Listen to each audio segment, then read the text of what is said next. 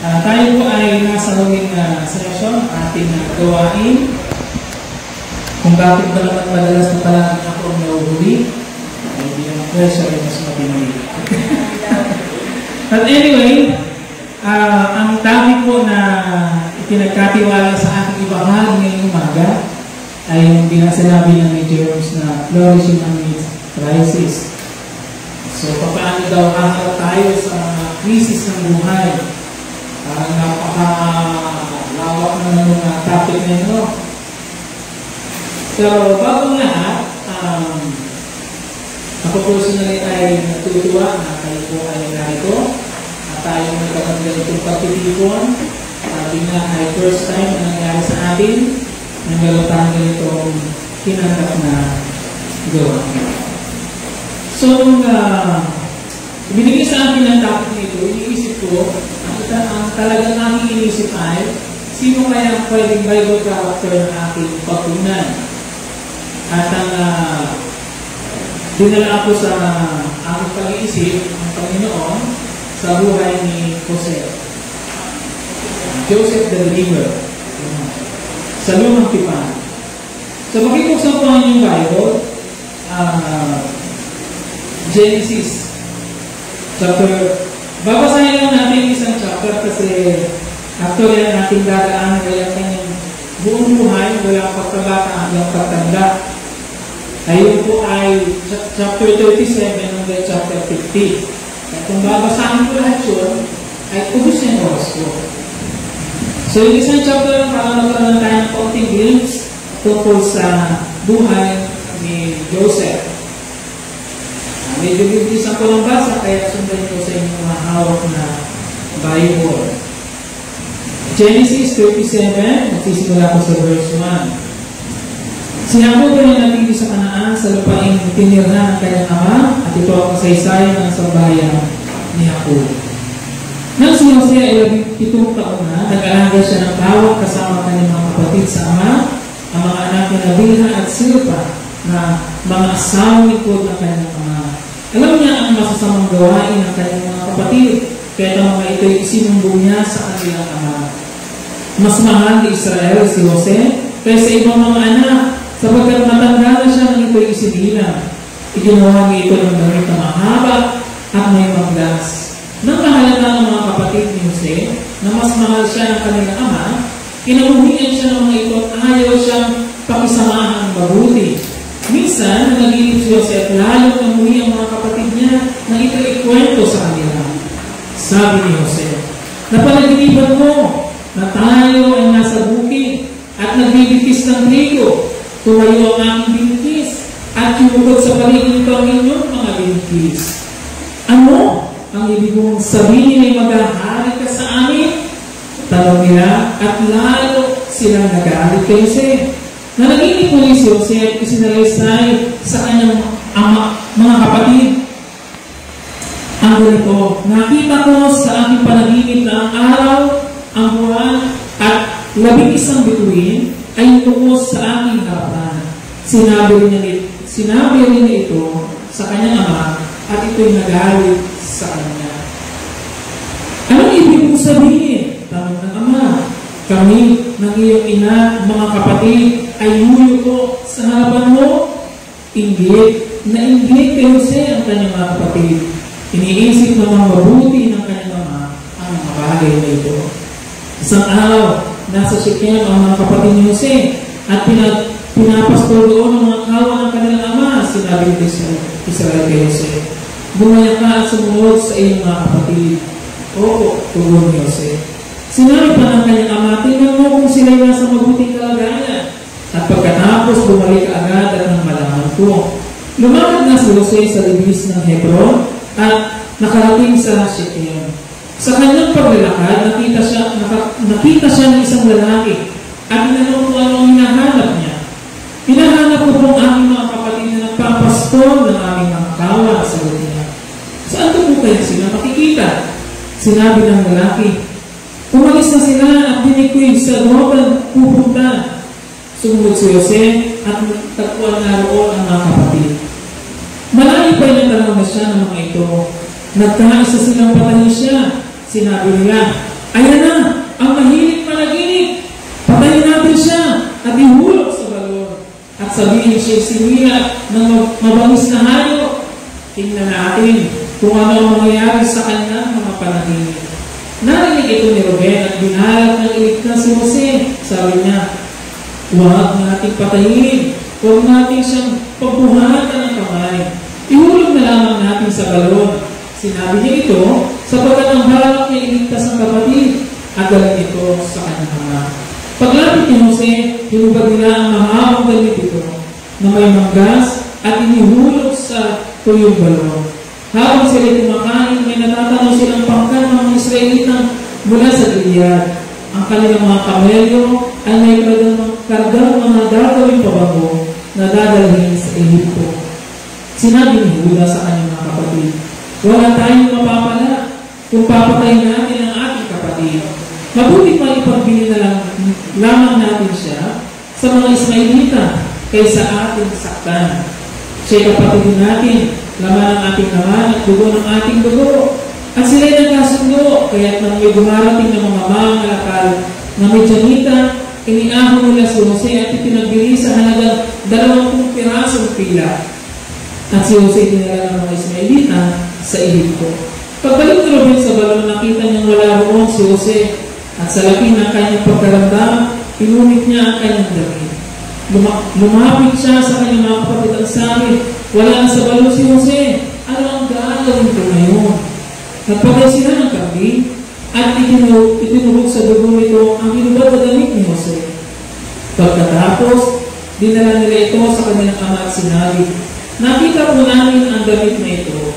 Tingnan namin niyo kung ito nga ang sa mahal ninyong anak na kilala niya agad ng damit. Yan na nga ito. Pinatay mong mabangis na hayop ang anak ko. Pinong nagkaluray-luray ang kanyang katawan. Sinira niya ang loob ang suot ng damit at nagsuot ng damit pangluksa. Ipinagluksa niya ng mahabang panahon ang nangyari sa kanyang anak. Inalis siya ng lahat ng mga anak, ngunit patuloy ang kanyang pamimigati. Patuloy ang kanyang pamimigati. Sinabi niya, mapupunta ako sa daigdig ng mga patay na nagdadalang hati dahil sa pagkawala ng aking anak. Patuloy siyang nagluksa dahil kay Jose. Samantala, pagdating sa Ehipto, pinagbili si Jose ng mga Midianita kay Potifar, isang punukawan ng paraon at kapitan ng mga tanod sa palasyo. Okay. So, chapter 27 pala, mahaba na. So, dito po sa kwento ng buhay ni Jose, almost 12 chapters ng huling aklat ng Genesis, o mga pahina ng Genesis, ay patungkol na kay Jose. Nag-spend ang Diyos sa Bible para itala ang tungkol sa buhay ni Jose sa equivalent ng 12 chapters. Mula chapter dito sa binasa natin hanggang chapter 50, maliban sa chapter 38 na tumutukoy-tukoy kay Judah. Pero mabasa natin dito sa kwento ni Jose na meron siyang pinagdaanan sa buhay sa batang edad pa lamang na masasabi natin unfair para sa kanya. Siya ay 17 years old nang mag-umpisang nangyari ito. 17 taong gulang, hindi pa sumasapit sa ikalabing malo. Napakabata pa, teenager pa. Pero ano ang makikita natin sa buhay at kasaysayan ng buhay ng tao ito?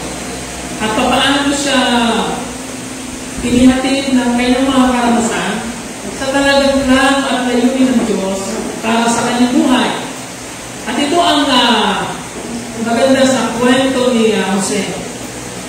Lahat ng mga bagay na pinagdaanan niya ay maaaring mga karanasan maghahatid sa kanya sa pagbagsak kung sa isang natural na kalagayan ng tao. Mga karanasan masyadong nakakawasak ng puso, nakakawasak ng pagkatao. At ang unang-unang sakit na karanasan ng kanyang naranasan ay sa mga taong hindi niya ina-expect na gagawa sa kanya. Ang kanyang immediate family. may hipasan ng ibang tao. Pero hindi ibang tao. Ang unang gumawa ng masama sa kanya, ang unang nakasakit sa kanya, mga tao, siya ay nirecheck. Pero dito sa binasa natin, ay meron din isang mahalagang pangyayari. Si Jose ay meron panaginip. At alam natin yung panaginip na yun, ang umpisa nito, kwento nito, at yung katuparan nun, ang nasa dulo ng chapter 15. Ano ang panaginip ni Jose? Na ipinagalit ng kanyang mga kapatid at maging ng kanyang mga magulang ni Israel. Kasi darating ang araw, lulumod sila sa kanya. Hindi ko alam kung sa batang edad ni Jose that time ay gano'n na kamansyo ang kanyang kakayanan spiritual para agad na maintindihan kung anong ibig sabihin ng panaginip na yun. Kasi naalala ko si Samuel nung siya ay 3 beses na hindi makatulog kasi naririnig niya ang tinig ng Diyos at si Eli ang kanyang inaabala sa pagtulog. Sa murang edad ay nangusap na ang Diyos. At si Joseph kabanaan niya edad ay nagsalita ang Diyos sa kanya sa pamamagitan ng panaginip. At hindi isang bastang panaginip. Ito ay kapahayagan ng dakilang plano at layunin ng Diyos sa kanyang buhay. Kung paano mangyayari yun at magaganap, hindi alam ni Jose. Basta meron ganong revelation. Meron ganong panginain. Sa palagay ko, bilang isang pamilya, ibinahagi ni Jose sa kanyang mga kapatid at magulang ang panaginip na yun para humingi ng tulong kung paano unawain. Unawain mo po sa kanyang gulang edad, lalo tigit sa kanyang tatay. Parang gusto kong maniwala na ibinahagi niya hindi para lamang ipagmalaki, ipagyabang. Pero naghahanap siya ng tutulong sa kanyang umintindi. Ano kaya ibig sabihin ito? Ito po ang ipinahal na ang aking napanaginipan o natanggap na panaginip.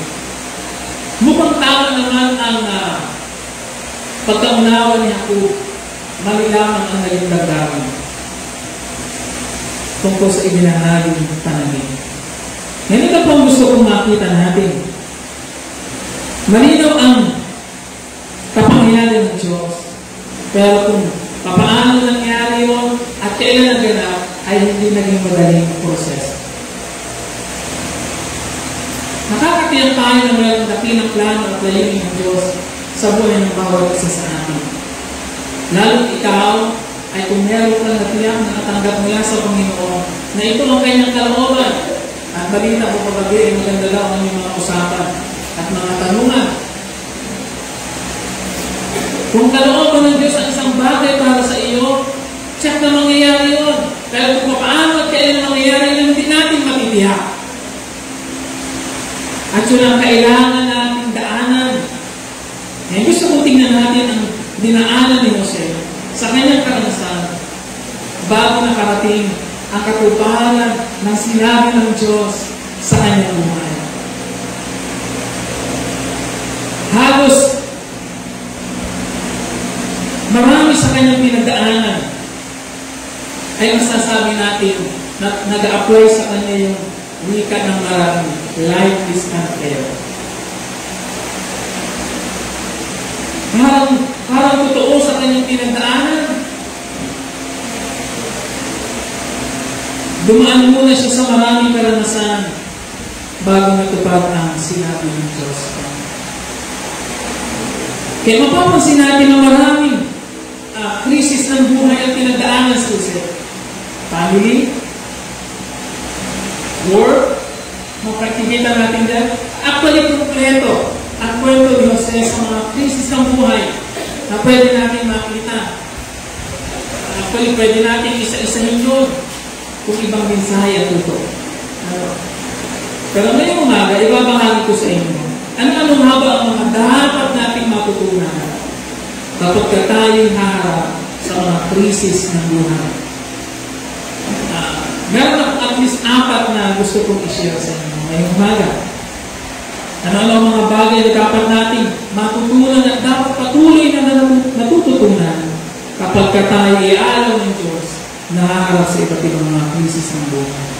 Una, kailangan nating matutunan patuloy na magtiwala sa Diyos.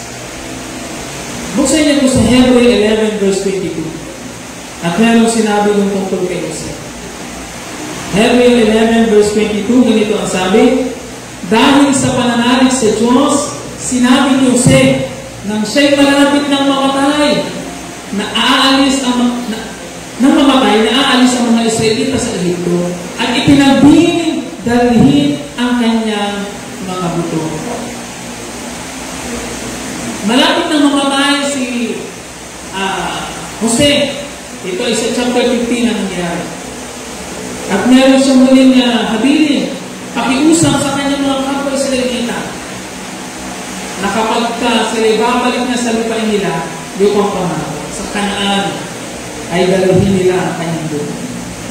May pansinin natin yung sinabi doon dahil sa pananalig. Magkaugnay yun. Yung habilin ni Jose ay may kaugnayan doon sa sinabi dahil sa pananalig.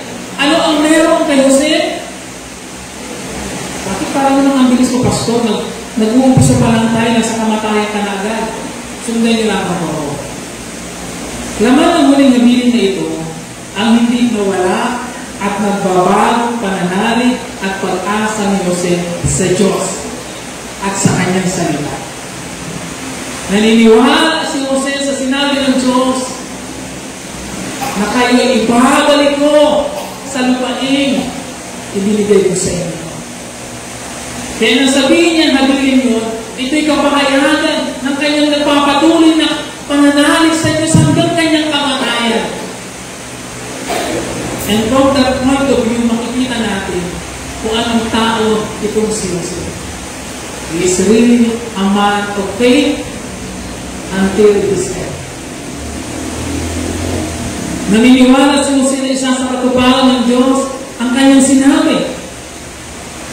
At nagpapatuloy ang kanyang pananalig na yun hanggang sa higaan ng kamatayan. Kahit sa huling bahagi ng kanyang buhay, kahit sa kanyang huling hininga, punong-puno ng pananampalataya si Jose. Inilarawan naman ito mga kapatid, na si Jose isang taong naging consistent sa kanyang pagtitiwala sa Diyos from the start hanggang sa huli. Hindi ba't maituturing natin job well done si Jose sa kanyang naging assignment at papel sa Israel, mga Israelita, o sa Israel? Ito ang gusto ko pong maintindihan natin po. Hindi siya tumigil magtiwala at magtiwala sa Diyos. Yun ang gusto kong eksaktong matutunan natin sa unang punto. Huwag kang titigil ng magtiwala at magtiwala sa Diyos at sa kanyang salita. Kahit mahirap ang iyong pinagdadaanan ngayon, kahit walang unfair ang mga inaalam ng Diyos na maranasan mo ngayon, at kahit masakit sa damdamin, sa puso, ang iyong pinagdadaanan ngayon, huwag kang mawawala ng tiwala sa Diyos. Kung naniniwala ka at nagtitiwala ka sa Diyos at sa kanyang mga salita, maniwala ka din isang araw, isa sa katuparan ng Diyos ang kanyang sinabi sa kanyang salita. Huwag na huwag mong bibitawan ang iyong pananampalataya.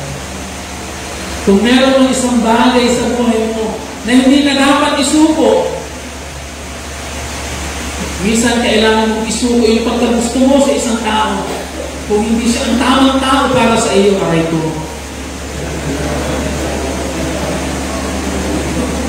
Pero huwag na huwag mong isusuko ang iyong pananampalataya dahil sa ibang tao o dahil sa mga naranasan mo. Lalo ang papunta sa kabiguan and worse sa kapahamakan.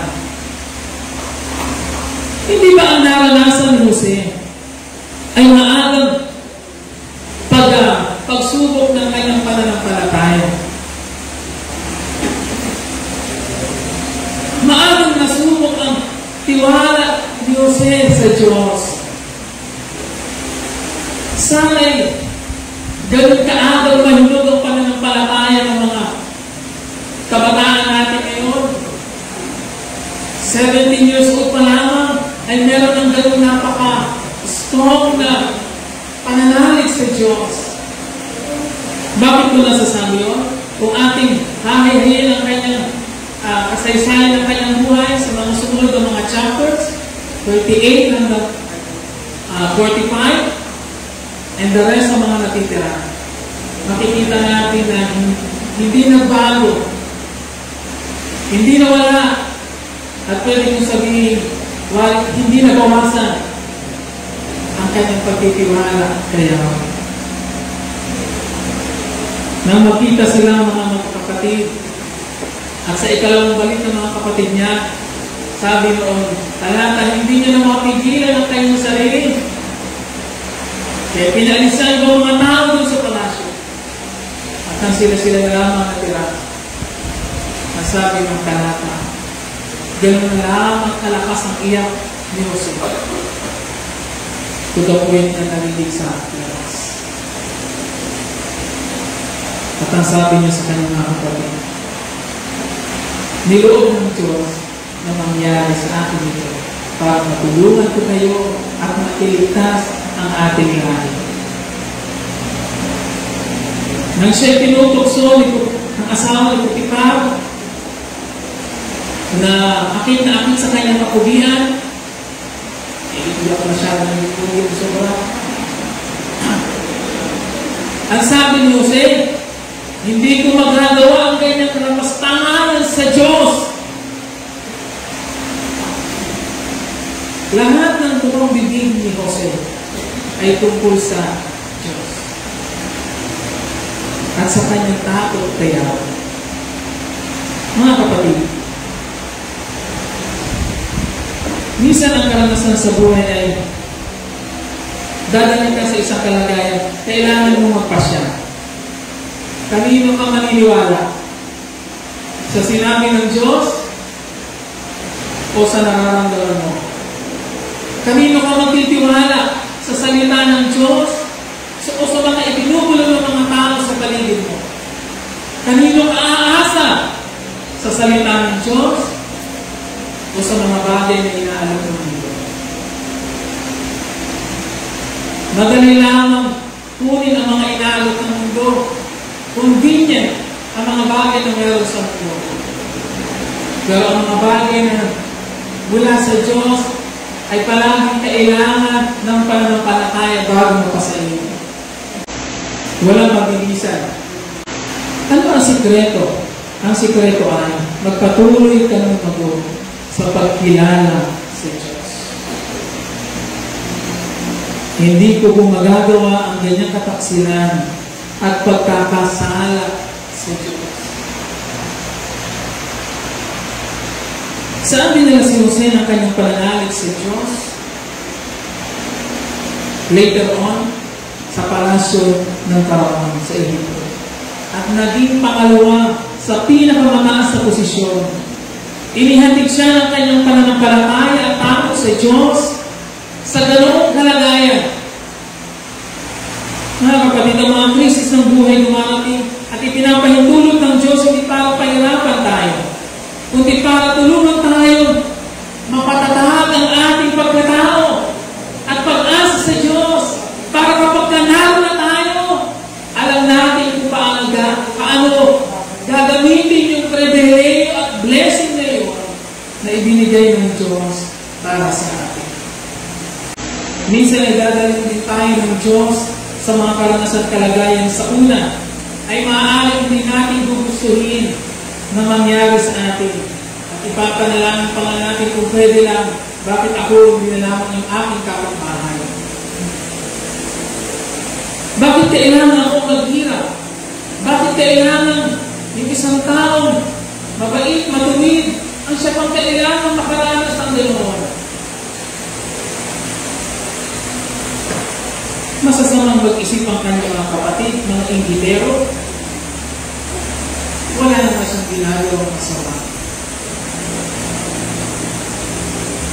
Nag-share lamang naman siya ng kanyang panaginip, ng kanyang narinig mula sa Diyos. Ngunit siya inayawan at tinanggihan. Ibinenta, naranasang mag-isa, naging alipin, at nabilanggo to the point na siya'y naharap din sa isang life-threatening experience. Yung siya'y pinatawag ng Paraon para ipaliwanag yung panaginip. Alam niyo ba kung siya'y nagkamaling na ipaliwanag yun? Buhay niya ang kapalit. Ang buhay ko ng walang katiyak at siya naibigan. Hindi natin alam ang sunod na mangyayari.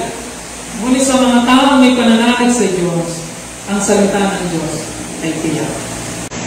Kaya kahit mamatay na, ay hindi sila nag-aalinlangan na isa sa katuparan ng Diyos ang kanyang sinabi. Kaya sa mga taong mayroong katiyakan sa salita ng Diyos at nangahawak sa sinabi ng Diyos, ano man ang dumating, ano man ang mangyari, buo ang kanilang pag-asa sa Panginoon. Kaya mga sumasampalataya sa Panginoong Diyos, kahit tumaharap sa mahihirap at mabibigat na mga suliranin ng buhay, ay panatag at tiyak sa mga pangako ng Diyos. Tanungin mo nga ngayon kapatid, gaano ka kapanatag ngayon sa buhay mo? Meron ka bang mga ikinakatakot, ikinakaalala? Meron ka bang pangamba?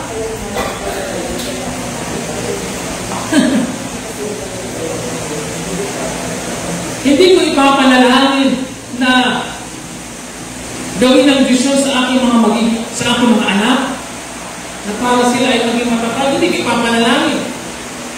Pero pwede kong ipanalangin ng Panginoon kung ano ang pinakamainam para sa kanila na maghahanap sa kanila sa totoong tagumpay ng buhay. Gawin mo. Kung kinakailangan tayo makaranas ng hirap para ma-develop yung ganong klase ng karakter na kailangan.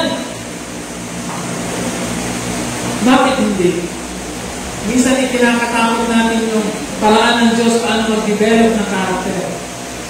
Pero ang totoo yun ang susi para totoo tayong maging matagumpay sa ating mga buhay. Kaya sabihin mo sa ikatabi, huwag kang matatakot kung ikaw man ay hayaan ng Diyos sa dumaan sa mamibigyan na karanasan. Tinatitibay ka lamang ng Panginoon. Tinatapatag lamang niya ang iyong pananampalataya. Pangalawa, kailangan natin matutunang maghintay at magtiis. Pinagsama ko yung dalawa. Kailangan natin matutunang maghintay at magtiis. Genesis 41 verse 46, nasabi doon, 30 taon si Jose nang magsimulang maglingkod sa Paraon. At pagkaalis niya sa harapan ng hari, nilibot niya ang buong Ehipto.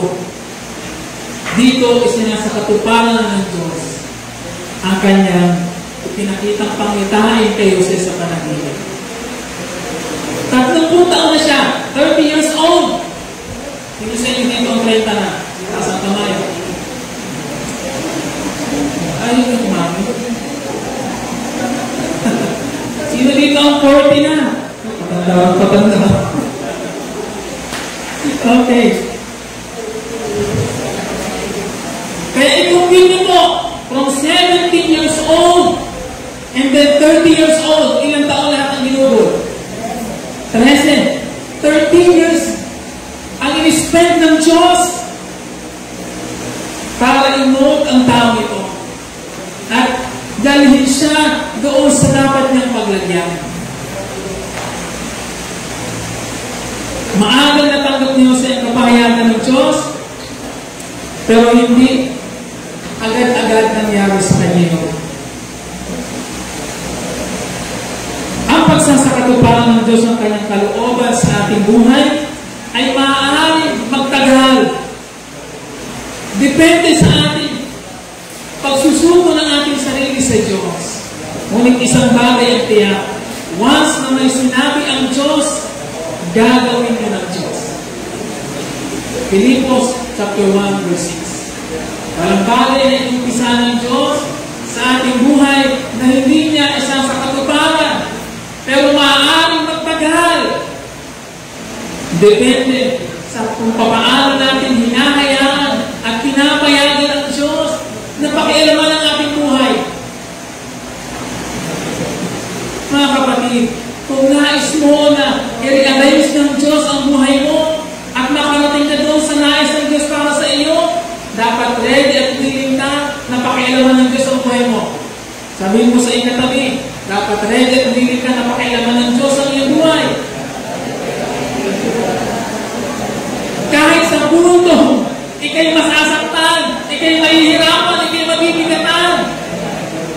Kahit sa punto, makakaranas ka ng mga bagay na hindi panas ang pagtrato sa iyo.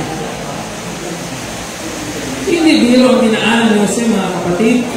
Hindi madali, hindi maalwan, at walang sino man ang gugustuhin na maranasan ang kapareho. Pero yun ang ipinahintulot ng Diyos sa Kanya para harapin ang mga karanasan niyo. Iniugnay ko kay Jose ang sinabi ni Pablo sa unang Korinto chapter 10 verse 13b. Tapat ang Diyos at hindi niya ipahintulot na kayo subukin ng higit sa inyong makakaya.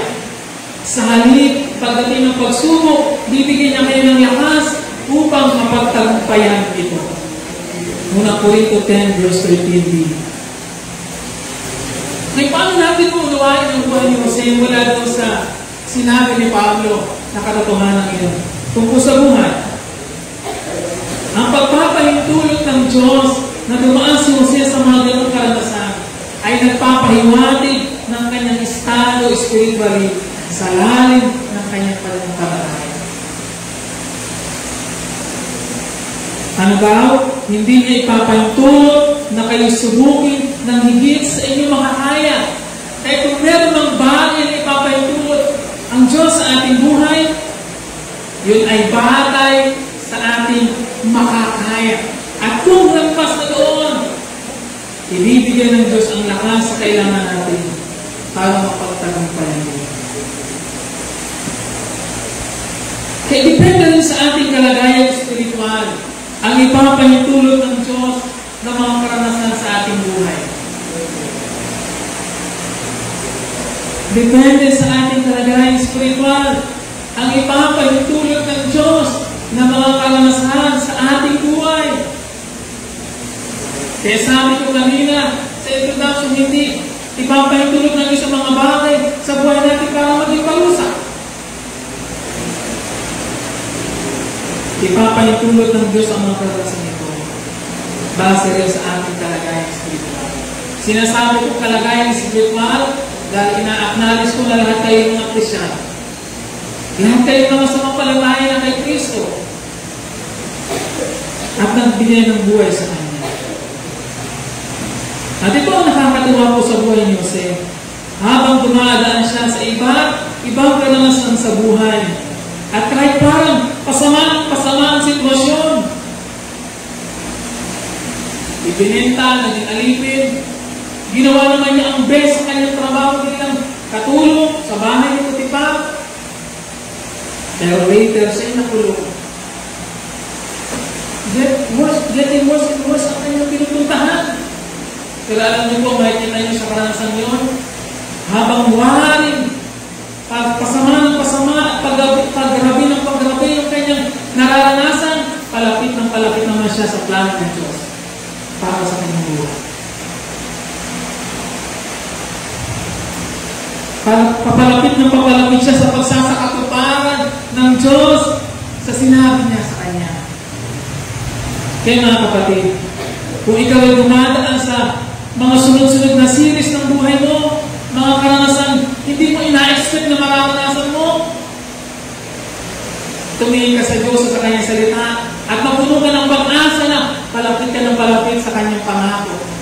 Palapit ka ng palapit sa kanyang dakilang plano sa iyong buhay. Sabihin mo nga sa katabi, papalapit ka na papalapit kapatid. Kaya huwag kang susuko, huwag kang bibitaw, huwag kang mag-aalinlangan.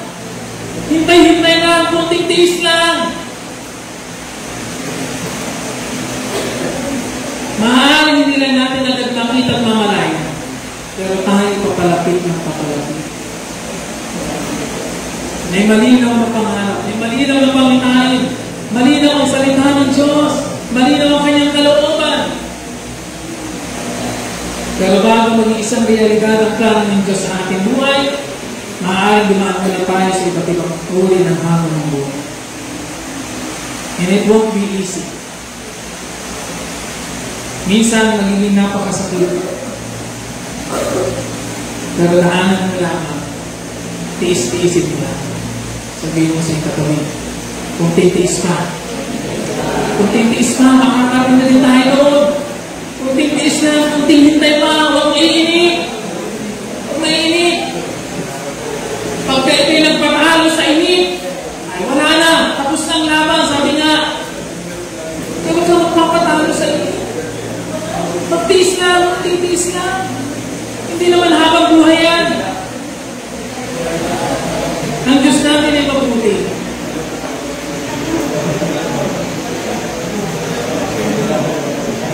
Ano ang sabi ni Jeremias? Sa Jeremias 29:11, alam niyo ito, favorite ng marami. Jeremiah 29 verse 11, for I know the plans I have for you, plans to prosper you, and not to harm you, plans to give you. Ano daw? Give you? Hope. Kaya sa Diyos talaga mayroong katiyakan ng pag-asa. Kaya bakit tayo magpapatalo sa init? Just learn to wait and endure kung ano man ang meron ko ngayon. At isang araw, magpupuri at magdidiwang na sa kabutihan ng Diyos at sa katapatan ng Diyos sa iyong buhay. And even you will be amazed kung paano nadaanan mo ang mga iyon at nakarating ka sa pinalalagyan mo ngayon. Pangatlo, kailangan din natin matutunan manatiling matapat. Genesis 39 verse 8 to 9. Tumanggi si Jose at ang sabi niya, ito yung tinutokso sa ni Potiphar. Panatag po ang aking kalooban. Panatag po ang kalooban ng aking Panginoon sapagkat ako'y narito. Ginawa niya akong katiwala at ipinamahala niya sa akin ang lahat sa bahay na ito. Maliban sa inyo ng kanyang asawa. Hindi ko po magagawa ang kanyang kataksilan at pagkakasala sa Diyos. Isipin mo, hindi lamang isang beses itong nangyari. Ang sabi doon sa verse 10, araw-araw na tinutokso ng asawa ng Potiphar sa Jose, ay talagang pugit-pugit tayo. Kasi talagang hindi niya ma-resist yung kasi sabi dito, pugi at matipuno daw eh. Hindi niya ma-resist yung presensya ni Jose. Talagang gusto niya maangkin. Diyan kaya kahirap yung para kay Jose? Na araw-araw nagsusumamo. Sabi nga ng mga matatanda, palay na ang malapit sa masyadong nakakaakit ang sitwasyon, masyadong nakakatukso. Ngunit hindi nagpatinag itong si Jose. Ano ang sabi niya? Hindi ko po magagawa ang ganyang kataksilan at pagkakasala sa Diyos. At kahit yung naunang talata sa verse 8, ay paraan ng pagpapaliwanag ni Jose na nagsasabi kung aking paraphrase ay, ayaw ko kong biguin ng aking amo. Ayaw kong sirain ang kanyang tiwala sa akin. Ayaw kong mawala ang kanyang tiwala sa akin. Hindi nagpatinag si Jose. Mayroong napakalinaw at mataas na standard si Jose sa kanyang sarili, maging sa kanyang trabaho, sa kanyang paglilingkod. Hindi siya gagawa ng mga bagay na maaaring makasira o makaalis ng tiwala ng tao sa kanya, lalo tigit ng Diyos. At itong isang bagay na maganda kay Jose, saan man siya ipahintulot ng Diyos na makaroon at mailagay binibigay niya ang kanyang best. At ginagawa niya ito ng may buong katapatan. Ibinibigay niya ang buong-buo niyang sarili. Napansin niyo po ba na si Jose hindi naman yung tipo ng taong nagamukmuk sa isang tabi? Marami kapag nakakaranas ng mga mas mabibigat na karanasan, ang isa sa initial na reaction natin bilang tao ay magmukmuk ng magmukmuk. Pero hindi ginugol ni Jose ang kanyang panahon sa pagmukmuk. Ginugol ni Jose ang kanyang panahon sa kung ano ang inalaw ng Diyos na meron siya at kalagayan niya. Pinili ni Jose na manatili, ginagawa ang dapat at nararapat ayon sa isang lingkod ng Diyos. Minsan niya isusubukin din ng Diyos ang ating katapatan.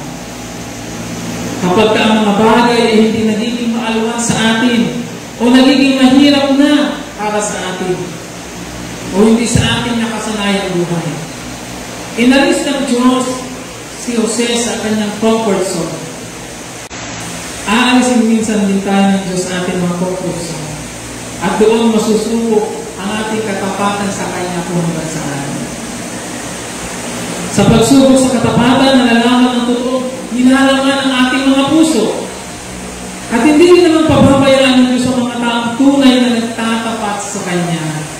Sa unang tingin, mga kapatid, pagkatapos noong maraming pagtatangka ng asawa ni Potiphar na siya'y tuksuhin at maakit ay hindi siya magtagumpay, kaya sa huling pagkakataon na yun, patakbong tumakas si Jose, nahila ang kanyang towel, at nagsisigaw itong asawa ni Potiphar at nagbintang na nagbigay ng paratang na siya ay binalak na gawa ng masama ni Jose dahilan para sa iyong tulog.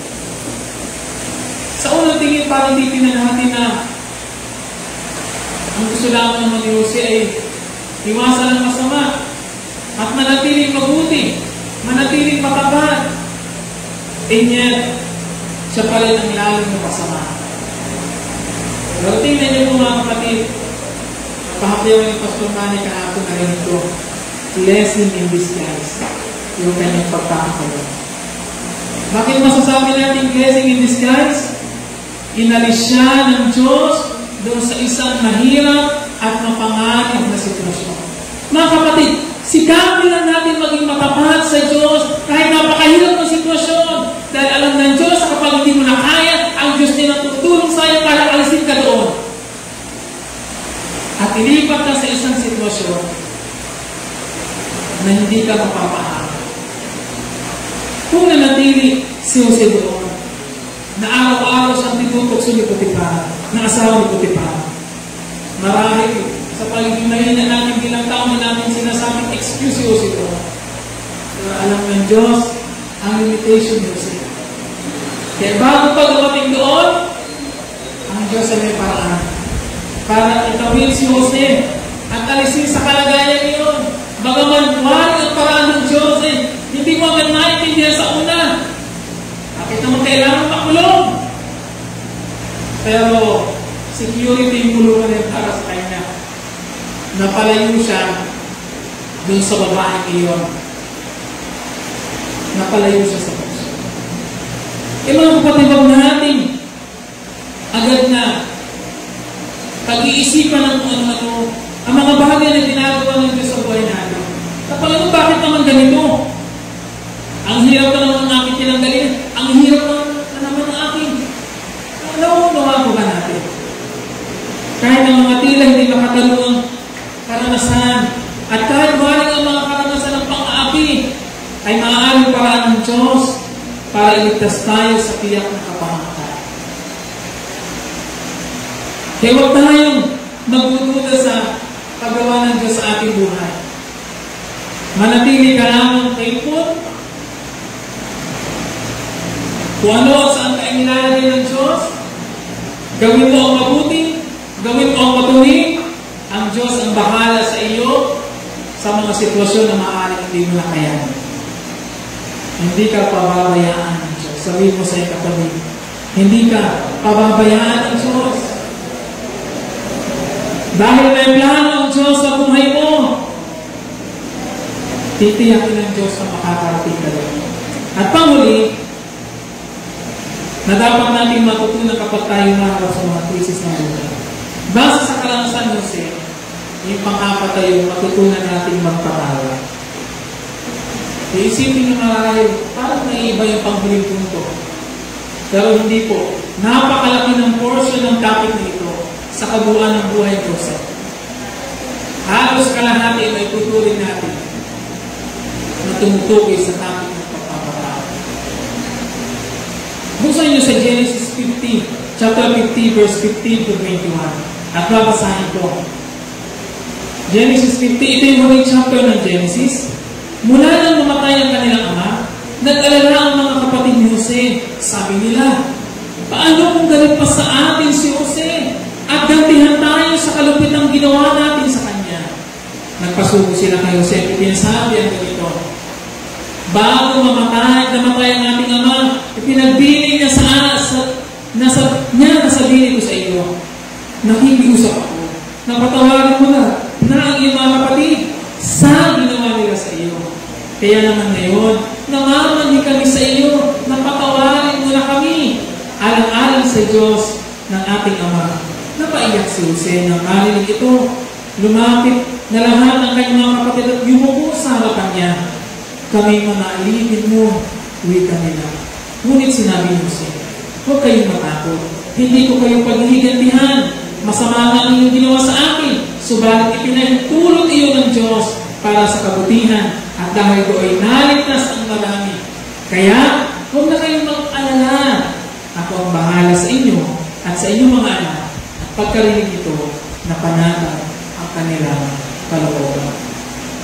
Nung namatay si Jacob, ay laki ng pag-aalala ng mga kapatid kasi baka daw sila ay pagbalingan ng galit. Kaya talagang galit ang ginawa nila kay Jose. Kaya sila ay nagpaabot ng mensahe na meron daw huling nabili ng kanyang ama. Hindi natin alam kung talagang totoo yun. Pero, yun ang pakiusap na sila ay patawaran. At ano ang sagot ni Jose? Para sa atin, mas mahalaga yung sinabi niya na, huwag na kayo mag-alala. Sabi ni Jose. Huwag na kayo mag-alala. Ang mundo ay sadyang hindi patas makipaglaban. At minsan ang buhay parang unfair sa atin. And even the people around us can be unfair sa paraan ng pakikitungo sa atin. Sometimes, kahit yung mga tao pinagkakatiwalaan natin ay makakasakit sa atin ng inam. At mag-iiwan ang mga sugat sa ating puso. In short, hindi na magiging madali ang pagharap natin sa hamon ng buhay kung maraming mga tao sa buhay natin ang itinitindig natin ang sama, galit sa ating puso. Ito ang gusto ko pong ma-realize natin dito. Bakit mahalaga ang mag-release ng pagpapatawad? Dahil sadyang hindi natin maiiwasan sa ating paglalakbay, sa ating pagsunod sa Diyos, na tayo makakaranas sa masaktan, na tayo makakaranas sa mga iba't ibang enkwentro sa mga tao. Stranger man yan, o mga taong kilala natin. Minsan bibigyan nila tayo, minsan sasaktan nila tayo, intentional man o hindi. At bilang tao, yun ay ating gagandamit din. Pero kung lahat na lamang ng sakit, lahat na lamang ng sama ng loob, lahat na lamang ng mga hindi maganda na pagtrato sa atin ay ating kikimkimin at bibig-bibig, mahihirapan kang makarating sa dulo. Pagdami ng bagahe, paghirap ng biyahe. Tama po ba? Kaya pag nag-travel, mas mainam na life lang ang dala mo ka. Kasi mas maano, grabe pagkakunti ang dala. Ay pagkadalawang bag na malaki ang ticket mo, ewan pagkalaman mo na hindi mo pa travel eh. Kaya minsan pag kami nag-agahay, madali pa naman akong mainis. Pag anong dami kong bitbit.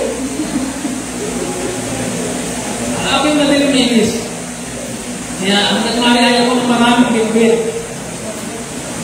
Pero minsan hindi ko iiwasan, ano? Pero sa realidad ng buhay mga kapatid, yan ay totoo. Na kung ayaw natin, lalong maging mahirap na ngayon, pinapahirapan natin. Ay bawas-bawas mo ang karga mo sa iyong puso. O sabihin mo sa iyong katabi, i-discarga mo na yan, ano na yan? Hindi yan makakatulong. Sa halip na mapadali, ay lalo pang tatagal. Pinapatawa mo lang niya.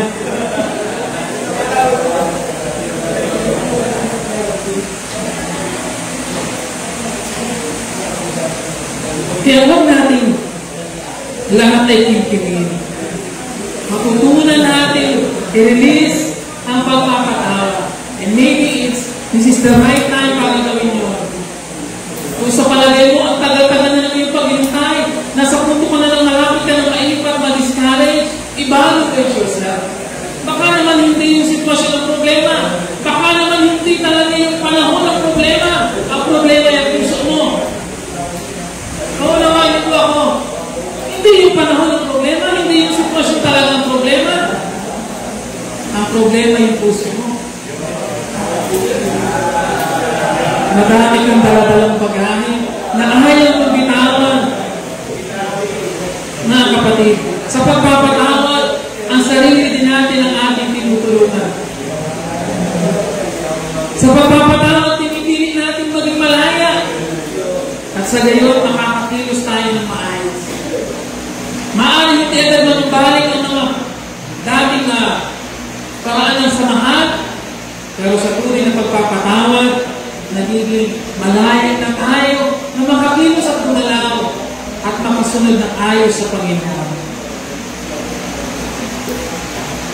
Doon nga sa Genesis 45 verse 1, hindi na mapigil ni Jose ang kanyang sarili. Kasi nga, nag-reason out na ang kanyang mga kapatid na hindi ko maaari, hindi namin kasama si Benjamin kasi labis kong ikakapigati ng aming ama.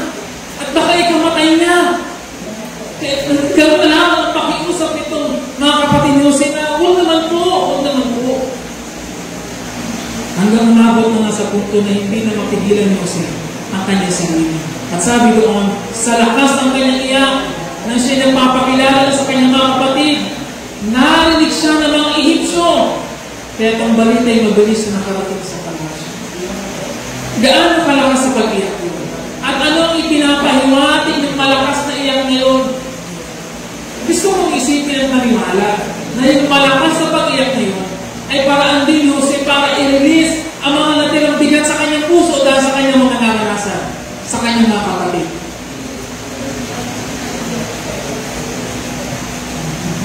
Kaya kapatid, kahit ikay lalaki, wag kang mahihiyak-umiyak kung kinakailangan. Kung paraan na makakatulong para ma-release ang dapat ma-release.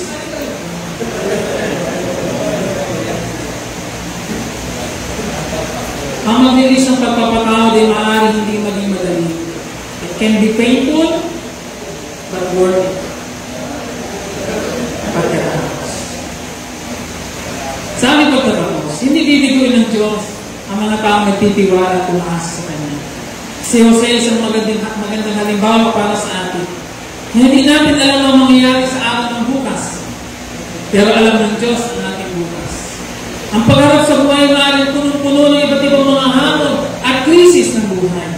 Sa ating mananampalataya lalo tigit, kung may pinakamatinding krisis man, tayo laging dadaanan. Yun ay ang krisis ng pananampalataya. Krisis ng pananampalataya. Pipiliin ba natin tumuloy at maniwala at umasa sa Diyos kahit ang mga nangyayari tila hindi umaayon sa ating inaasahan? Magpapatuloy ka pa rin bang susunod sa Diyos at maghihintay sa pagsasakatuparan ng kanyang mga plano kahit pa waring nagtatagal? Waring nagtatagal. O patatamaan mo na kaya sa sarili mong paraan? Papakanaan mo na ang mga bagay sa sarili mong diskarte dahil hindi ka na makahintay. ang mga taong ipapadala sa iyo ng Diyos, handa ka bang harapin sila kahit pa maaari ang mga taong ito ay makapagdulot ng iba't ibang hirap ng loob sa iyo? Sana'y huwag nating tularan ang paraan ng mundo o diskarte ng mundo, mahilig sa quick strategy. Sabi nga, easy money. Walang shortcut sa tagumpay. Walang shortcut sa paglago.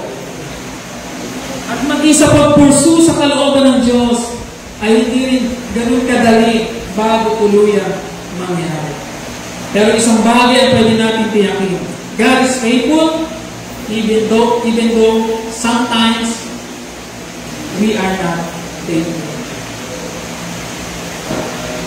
And God is good. Pawang kabutihan lamang ng Diyos ang nais niya para sa atin. Balik na yung sumagot, And of course, God is powerful. He can do anything. Kaya niyang pihitin ang buhay mo, but you must be first willing to submit. Ano po ang sabi ko? Ang Diyos ay makapangyarihan at kaya niyang pihitin ang mga bagay sa buhay mo. Kaya niyang baguhin ang kalagayan mo. Pero meron pang unang kailangan gawin. Dapat matutunan mo mag-submit sa Diyos. Mag-surrender sa Diyos. At yun ang ating pagkatapos. Ano ang hindi mo pa isinusuot sa Diyos sa buhay? Kung gusto mong maging buo at kumpleto na may sa katuparan ang layunin ng Diyos sa buhay mo, despite ng mga karanasan ito, despite ng mga crisis na ito, you must be willing na isurrender ang lahat sa buhay mo and give God the full control in your life. Dahil sa ganung paraan naman, kapatid, magagawa ng Diyos ang may sa katuparan ang kanyang dakilang plano at layunin sa iyong buhay. God's plan is great, pero wala naman siyang magagawang great sa iyong buhay kung ayaw mong isuko ang iyong sarili